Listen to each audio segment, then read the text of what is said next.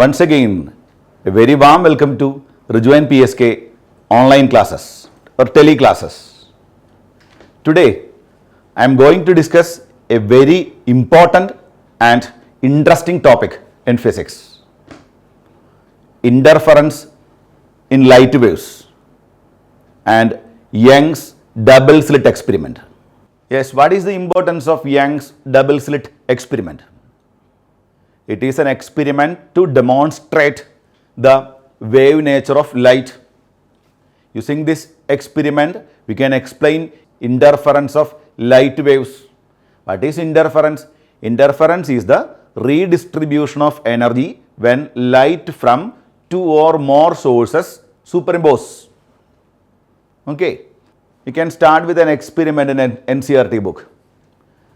See, two sources S1, S2.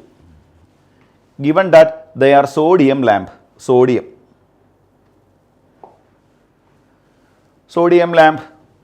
are emitting monochromatic light. You may be aware of that wavelength, sodium lamp. But two independent sodium lamps. Okay. See, these are two small holes. Light from these bulbs passes through these small holes and reach the screen. Let us mark the center of the screen as O. And then you mark some other points P1, P2, P3, P4, etc. Light from S1 and S2 reaches O. Assume the intensity of light from S1 is I, again from S2 is I. What about the intensity at O? In this experiment, it is found to be 2I. 2I. I, 2I. What about this point P1? Light from S1 and S2 reaches some other point P1. When you observe on the screen at this point P1, again the intensity is 2I. So, not only at center, at the point P1, the intensity is again 2I. Here, light from S1, S2, then again the intensity is 2I. This point, again the intensity is 2I. So, when we observe the intensity pattern on the screen, there is uniform illumination. Uniform illumination. That is, no interference pattern on the screen. Reason. Why it happens? The reason is, here these two bulbs are independent sources. They are not derived from a single one. Okay. So, these independent sources, light from these independent sources fall on a screen. We will not get any interference pattern. That's why these sources are called incoherent sources.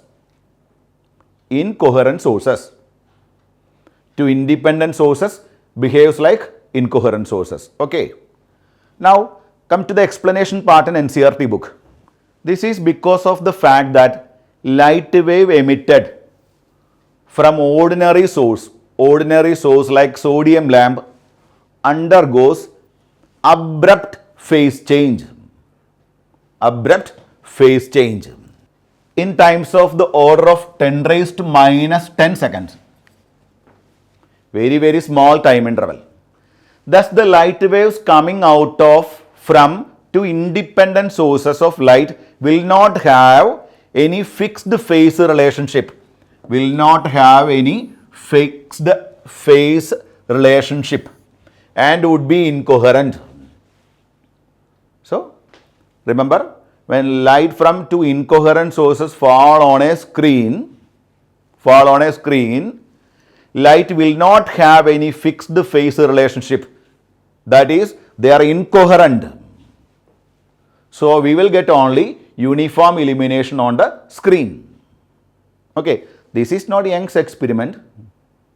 This is an experiment to demonstrate if we use incoherent sources on the screen, we will get uniform illumination, no interference pattern, right? In this experiment, if we choose S1 and S2 are the headlamps of a car, then when the headlamp is switched on, what happens on the road?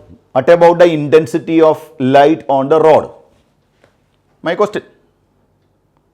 When you observe on the road within a limited range, there will be uniform illumination on the road.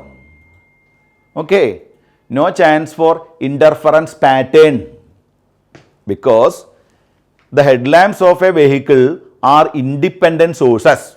Okay, as they are independent sources, light from these sources undergoes abrupt phase changes. So, no fixed phase relationship between them. So, there will be only uniform illumination on the road. So, in our history, two independent sources till date never behaves like coherent sources. Okay. Now come to Young's double slit experiment. What is the importance of Young's experiment? It is a arrangement to produce sustained interference on the screen. What is its application? Many applications are there. Using Young's double slit experiment, we can find the wavelength of a monochromatic light source. Application number 1. Application number 2, by using Young's double slit experiment, we can find the refractive index of a medium, say water or oil or like that. So many applications are there, mainly to find the wavelength of a light wave, to find the refractive index of a medium, any medium. Okay. See, here S is this S is a point source, a small source. Here S1 and S2. S1 and S2 are two pinholes. Pinholes. Light from S spread in all directions. Light from S spread in all directions, three-dimensionally, and reaches this cardboard sheet. This cardboard sheet with the two pinholes. Light allowed to pass through the pinholes. Okay. When light passes through the pinholes, these sources, this S1 and S2, that pinholes behaves like coherent sources. Why?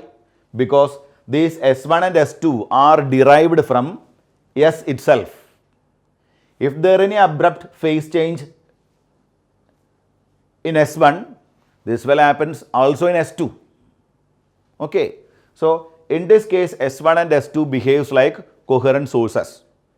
Then, what about the pattern on the screen? What you can observe on the screen? The very interesting. There will be some pattern on the screen. That pattern is called interference pattern. We are going to the experiment. Okay. S1, S2. They are derived from a single source S. Remember, this source S should be a monochromatic light source. Monochromatic light source. Monochromatic means it emits a single wavelength. It emits a single wavelength. S1 and S2 behaves like coherent sources because this S1 and S2 are derived from that source S. Then, at the point O, what happens? First of all, this is Z-axis, X-axis and Y-axis. Actually, this one is a screen. X, y. So screen is in the xy plane. Screen is in the xy plane. Okay, screen is in the xy plane. What about the point O? Light from S1, S2 reaches O. Let us assume the intensity of light from each source is II. The very interesting phenomenon. The intensity at this point is 4I. Not 2I, 4I. In the NCERT book, they marked another point P. From S1, light reaches P. From S2, light reaches P. So what about the intensity at P? Any value. Say at this point, if intensity is 3I, say 3I. If it is remains constant, if it is 3I always at that point, then these sources must be coherent. Otherwise, if they are not coherent, that is incoherent, we will get only uniform illumination on the screen. Then you consider some other point. S1, S2, light reaches there. Then sometimes the intensity at the point may be 0. You choose some other point here. Light from S1 and S2 reaches by traveling some finite distance. Sometimes the intensity at the point is again 4I.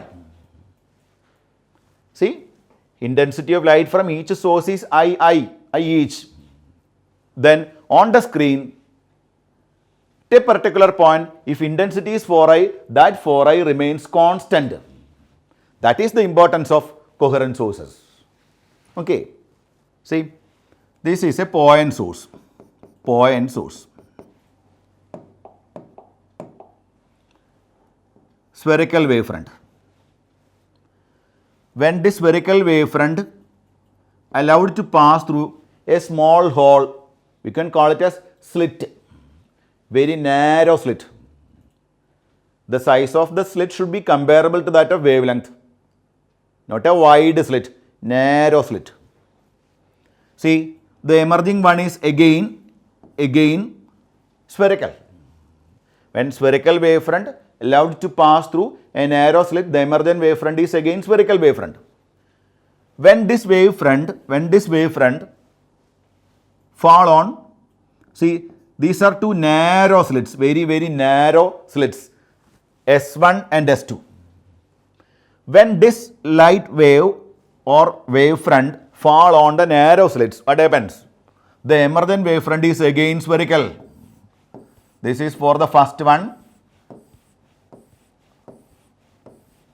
This is for the second one.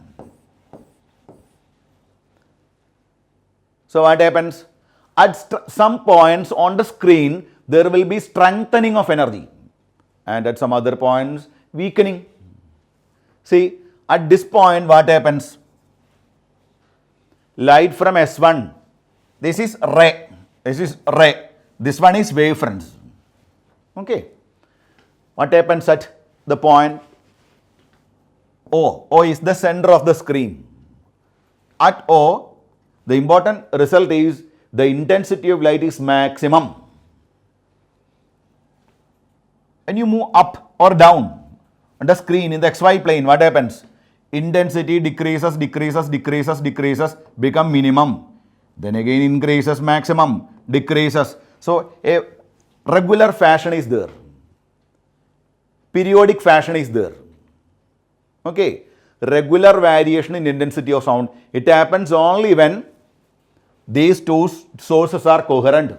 Why they coherent? They are derived from a single source. In this experiment, we choose a source which emits green color. So, maximum intensity means at that point the color is green.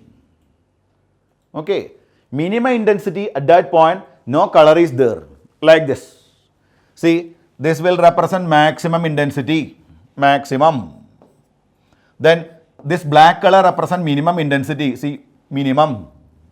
Again maximum. That is on the screen, maximum, minimum, maximum, minimum, maximum, minimum. Okay. If it is incoherent sources, what happens?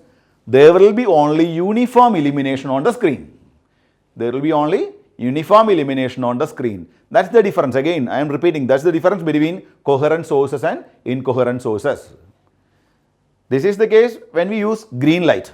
What happens if we use red light? In this figure, this is plane wavefront. And these are the rays. Rays from a source at infinity. That's why plane wavefront. Plane wavefront allowed to pass through two narrow slits. See, S1, S2. When plane wavefront allowed to pass through narrow slits, what happens? The emergent wavefront is spherical because the ray will spread in all directions. See, like this. For that, the wavefront must be spherical. Because the angle between spherical wavefront and ray should be 90 degree. The same happens from the source S2. See, these are the wavefronts of S2. They fall on the screen. At some point, intensity of light is maximum. At some point, intensity of light is minimum. At the center, see, this is the center. Let us assume that point is the center. At the center, what happens? At the center, intensity of light is maximum. If we use red color, bright band means red color, red band. And that region is called central maximum. That region is called central maximum. See, this region, actually, the screen is placed perpendicular, means its plane is in the XY plane. Okay, XY plane. Then, at this point, what happens? Light from this source interfere destructively with light from the other source. So, there is no illumination on the screen at this point. This is called first dark, first bright, second dark, second bright, and so on.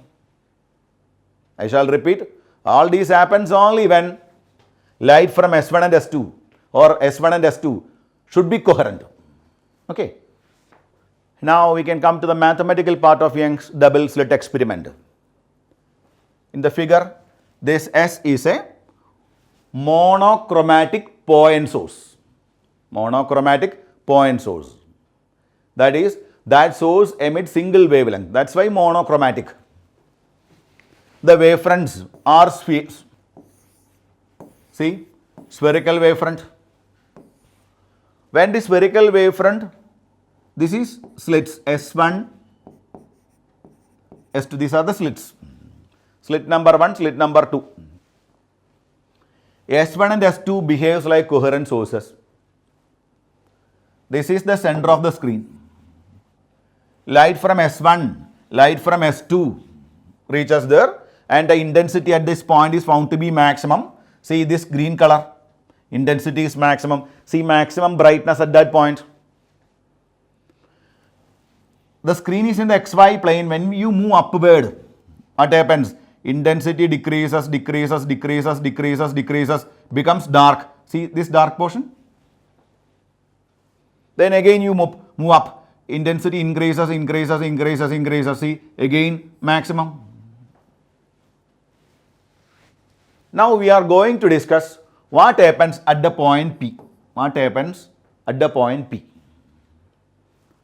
Maximum intensity or minimum intensity or in between them. You want to discuss that. S1, S2. Two narrow slits, very small holes.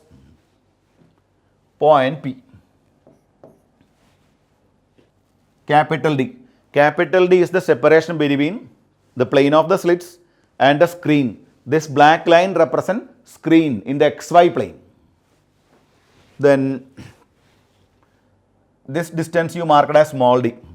Small d is the separation between S1 and S2. Capital D is the separation between slit and screen. This is the center of the screen. Consider a point P at a distance x from the center. Light from S1 and S2 reaches by traveling some finite distance S1P from S1, S2P from S2. Clearly S2P is greater than S1P. This is a perpendicular line and you mark this distance as delta x, called path difference. What is path difference? Path difference is the difference in distance travelled by light while reaching that point P. I shall repeat. Path difference is the difference in distance travelled by light from these sources while reaching that point P. Okay. You mark this angle as theta, or this is also theta. Okay. Now,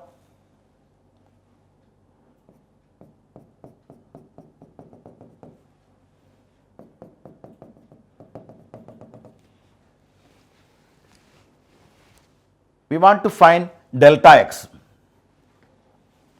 Delta x is approximately equal to S2P minus S1P. Delta x equal to S2P minus S1P. That is the difference in distance travelled and called path difference. Path difference. If you want to know what happens at P, first of all you find the path difference. Okay. Then S2P minus S1P. Okay. Then S2P square equal to, it is S2P square. S2P is this distance. It is equal to d square plus x plus d by 2 square. See, this distance is d by 2. Why it is d by 2? The total distance between S1 and S2 is d. So, this is half. So, d by 2. So, S2P square is equal to d square plus d square plus x plus d by 2 the whole square. X plus d by 2 the whole square. Okay. Similarly, what is S1P square? S1P square. S1P square. This is S1P. S1P square is equal to d square plus x minus d by 2 the whole square. Okay. Then S2P square minus S1P square is equal to S2P square minus S1P square is equal to d square minus d square 0, x plus d by 2 all square minus x minus d by 2 all square. It is x square plus 2 into x into d by 2 xd plus d square by 4 minus x square minus xd plus d square by 4. Usually small d, this small d is much less than this small d. These two slits are very close. Small d is a very small quantity. So, you can neglect d square by 4. While subtracting x square cancels. So, S2P square minus S1P square equal to xd minus of minus xd 2xd.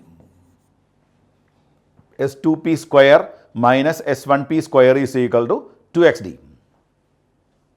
Okay. Square minus S1P square equal to 2xd. So, S2P minus S1P into S2P plus S1P equal to 2xd. You want to find S2P minus S1P.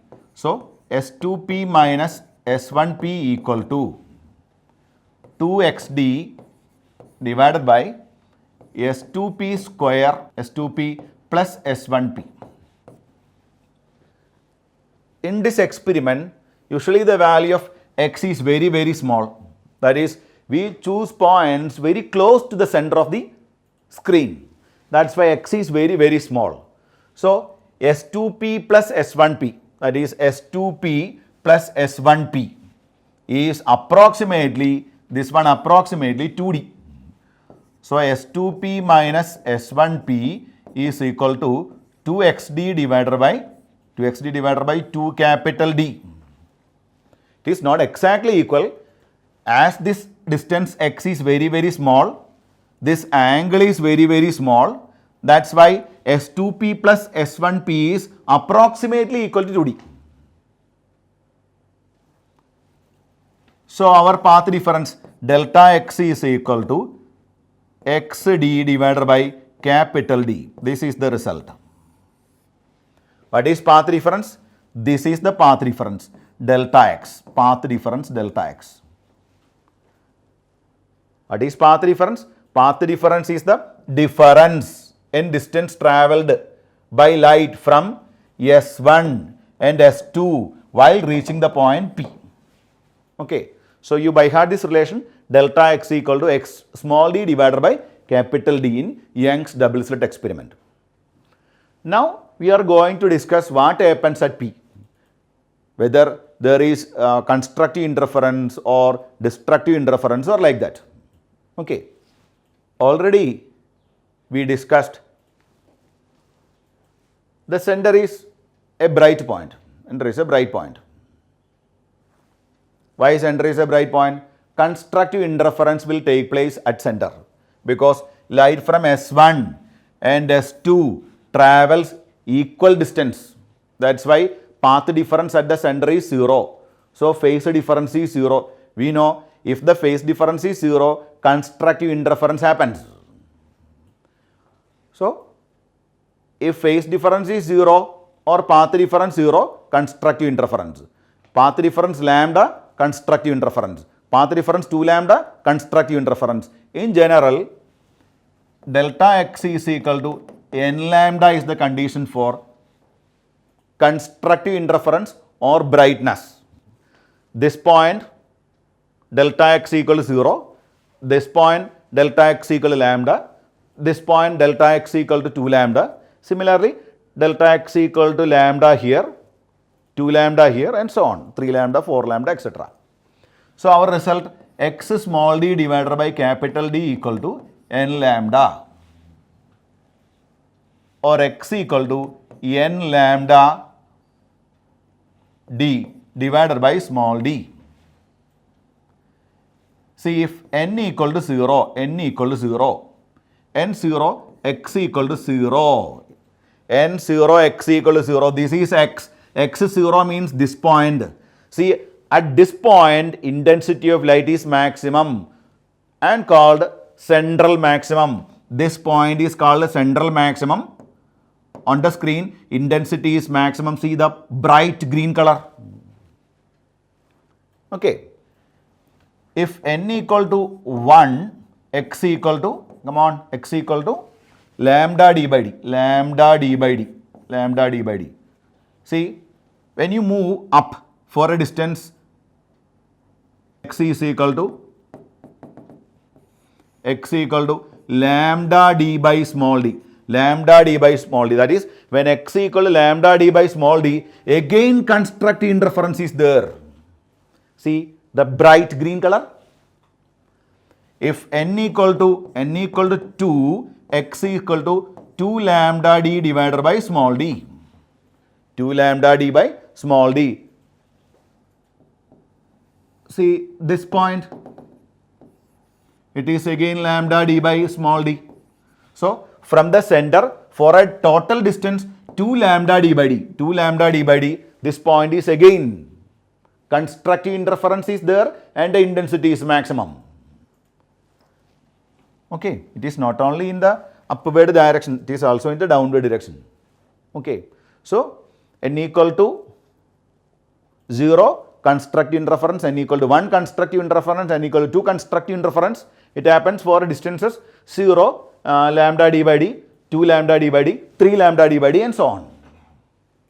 Okay, now come to destructive interference. O, P. What happens at P? See, this is delta x, path difference. Already we derived the equation delta x equal to xd divided by, sorry, delta x equal to x small d divided by capital D.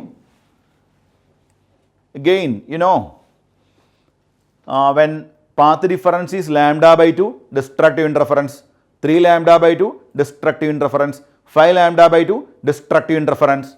So in general, we can write delta x equal to 2n plus 1 into lambda by 2 is the condition for destructive interference. It is already we discussed in the session coherent and incoherent addition of waves. So x small d divided by capital D equal to 2n plus 1 into lambda by 2, or x equal to 2n plus 1 into lambda capital D divided by 2d. Okay. Here n equal to 0, x equal to, come on, x equal to lambda capital D divided by 2d, n equal to 1, x equal to 3 lambda capital D by small d, n equal to 3, x equal to 5 lambda capital D by small d, and so on. See, x equal to lambda d divided by 2d, lambda d divided by 2d. See, this point is, at that point, destructive interference is there. Okay, destructive interference. Destructive interference means darkness. No light will be there. See this portion? This is first dark. Okay, first dark. Then at a distance, again lambda d by d. So total distance, this distance 3 lambda d by small d. 3 lambda d by small d from this point. See, again this point destructive interference, darkness is there, no light is there.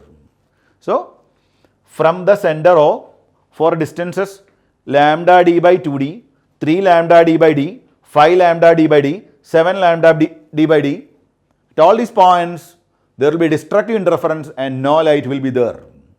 See, that's why this phenomenon is called interference. Maximum, minimum, maximum, minimum, maximum. Similarly, maximum, minimum, maximum, minimum. Here maximum means maximum intensity. That is, if you use green color is there. If you use red color is there. Okay. Darkness means no color is there. That is destructive interference. Clear my points? Today I am winding up the session. The next session we can discuss fringe width, bandwidth, and application of Young's double slit experiment.